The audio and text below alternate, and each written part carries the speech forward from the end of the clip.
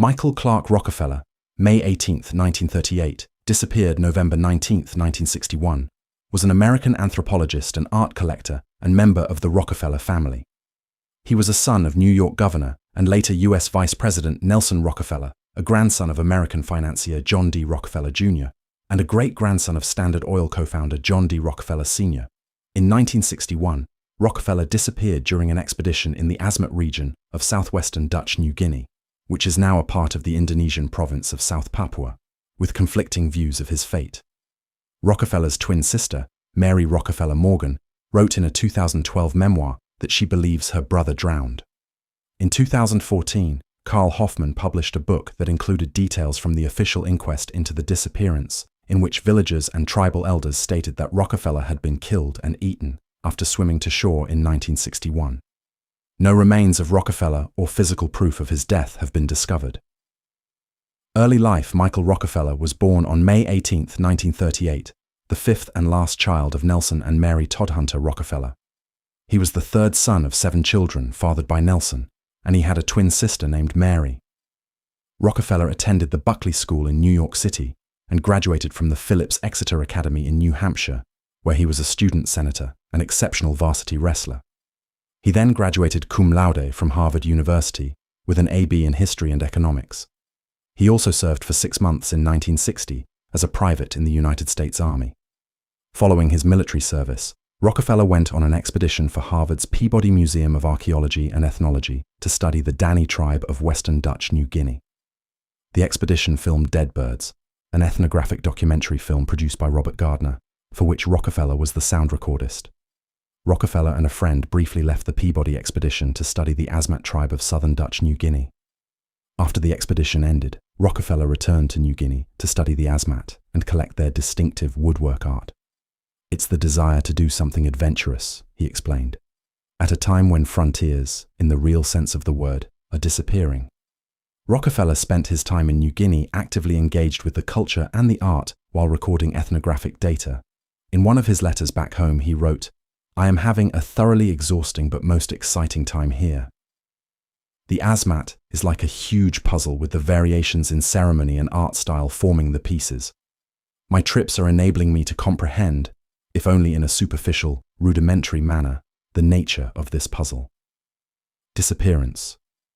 On November 17, 1961, Rockefeller and Dutch anthropologist René Wassing were in a 40-foot, 12-meter dugout canoe about 5 to 10 nautical miles, 9.3, 18.5 km, 5.8, 11.5 mi, from shore when their double pontoon boat was swamped and overturned. Their 2 local guides, Simon and Leo, swam for help, but it was slow in coming. After drifting for some time, early on November 19th, Rockefeller said to Wassing, "I think I can make it." According to Wassing, Rockefeller created a float for himself out of a jerry can and the boat's gas tank, took a compass and knife, and set off for the shore between 7 and 8 a.m. on November 19th. Wassing's last sight of him was about 30 minutes later. "I saw him in a straight line going towards shore until I just saw 3 dots, the 2 cans and his head." Wassing was rescued the next day by Sagala and Yatich, but Rockefeller was never seen again, despite an intensive and lengthy search effort. According to Rockefeller's surviving twin, Mary Rockefeller Morgan, who accompanied her father to South Papua to participate in the search for her brother, the Dutch and Australian naval and air units had been sending out helicopters and boats to participate in the search, along with the local Dutch control officers. And many of the Asmat villagers were valiantly combing the small rivers in their canoes for some evidence of Michael. At the time, his disappearance was major international news. His body was never found, and he was declared legally dead in 1964. Speculation. It was originally reported that Rockefeller either drowned or was attacked by an animal, such as a shark or saltwater crocodile. The boat was an estimated 12 nmi, 22 km, 14 mi, from the shore when Rockefeller made the attempt to swim to safety, supporting the theory that he died from exposure, exhaustion, or drowning. However, because headhunting and cannibalism were still present in some areas of Asmat in 1961, and still are, there has also been widespread speculation based around local testimony that Rockefeller was killed and eaten by tribespeople from the Asmat village of Otsjanep. 2 Dutch missionaries, who were fluent in local languages and who had been living in the area for years, accumulated a large amount of testimony from witnesses. The account repeated by a number of villagers was that Rockefeller was pulled out of the water wearing underwear, and despite a dispute about whether or not he should be killed, he was non-fatally stabbed in the abdomen and later died somewhere along the Jawa River. In December 1961, 4 locals told Minister Hubertus von Paige that Rockefeller's remains and personal effects, including his head, long bones, ribs, shorts, and glasses, had been divided amongst 15 Asmats. Von Paige and missionary Cornelius van Kessel both wrote the same regional supervisor, repeating nearly identical accounts with myriad supporting details from residents of 4 separate villages in the vicinity. Both ministers expressed a very high degree of certainty that Rockefeller had been killed by local warriors. The motive for killing him was revenge for the killing of 5 Otsianep residents, Faratsiam, Osom, Akon, Samut, and Ipi, by Dutch colonial soldiers under Administrator Max Lapre, who opened fire on the villagers in January 1958. The first public report that Rockefeller was killed and dismembered, and his long bones turned into weapons and fishing equipment, was published by the Associated Press in March 1962. A second investigation later that year by a patrolman named Wim van der Waal on behalf of Dutch colonial government came to the same conclusion.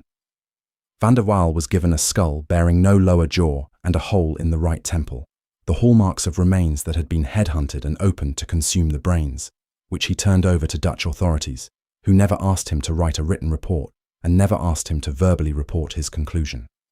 The information was apparently deemed politically sensitive, in part because of the fragile state of the Dutch Empire in the Indonesian archipelago, and in part because of Nelson Rockefeller's political celebrity in the United States.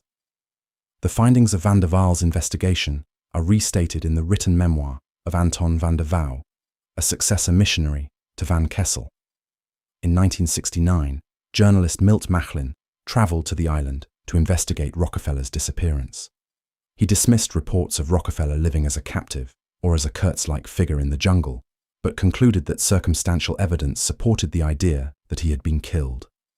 Neither cannibalism nor headhunting in Asmat were indiscriminate, but rather were part of an eye-for-an-eye revenge cycle, so it is possible that Rockefeller found himself the victim of such a cycle. Under the Asmat belief system, several of the killers, named Finn, Ajim, Pep, Jane, Samut, would have had sacred obligation to avenge the deaths of the men killed by Lepre. In the 2000 documentary film Keep the River on Your Right, Tobias Schneebaum states that he spoke with some Asmat villagers at Otsianep, who described finding Rockefeller on the riverside and eating him. In 2012, Michael's surviving twin sister Mary published a memoir titled Beginning with the End, a memoir of twin loss and healing, about coping with her grief after the death of her brother. The book was issued in paperback in 2014, as When Grief Calls Forth the Healing. In 2014, Mary Rockefeller Morgan wrote of her twin brother's disappearance. Rumours and stories of Michael's having made it to shore, of his having been found, captured, and killed by headhunting Asmat villagers, have persisted for more than 40 years. Even today, those conjectures fuel the imagination and help to line the pockets of storytellers, playwrights, filmmakers, and the high-adventure tourist trade. None of them have been substantiated by any concrete evidence.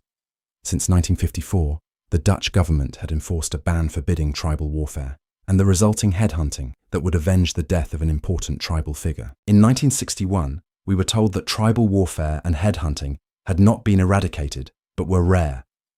All the evidence, based on the strong offshore currents, the high seasonal tides, and the turbulent outgoing waters, as well as the calculations that Michael was approximately 10 miles from shore when he began to swim, supports the prevailing theory that he drowned before he was able to reach land. 2014. Book on his disappearance. In 2014, Carl Hoffman published the book Savage Harvest, a tale of cannibals, colonialism, and Michael Rockefeller's tragic quest for primitive art, in which he discusses researching Rockefeller's disappearance and presumed death. During multiple visits to the villages in the area, Hoffman heard several stories about men from Otsianep killing Rockefeller after he had swum to shore. The stories, which were similar to testimonials collected in the 1960s, center around a handful of men arguing and eventually deciding to kill Rockefeller in revenge for the 1958 incident. Soon afterward, the villages were swept by a cholera epidemic, which villagers believed was retribution for Rockefeller's death. As Hoffman left one of the villages for the final time, he witnessed a man acting out a scene wherein someone was killed, and he stopped to videotape it. When translated, the man was quoted as saying, "Don't you tell this story to any other man or any other village, because this story is only for us. Don't speak.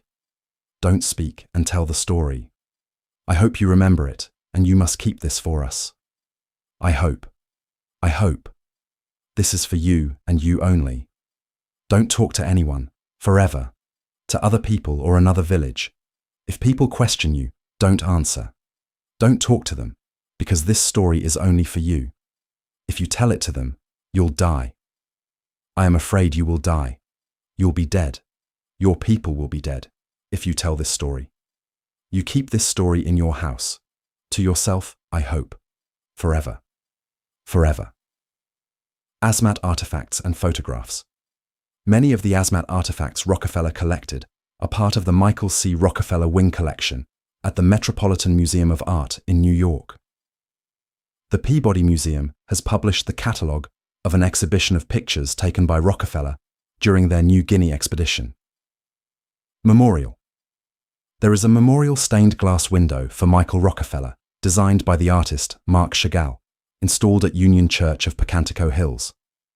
Rockefeller's twin Mary became a therapist in later life, and following 9/11, led a bereavement support group for survivors who had lost their twins in the 2001 terrorist attacks on New York and Washington, D.C.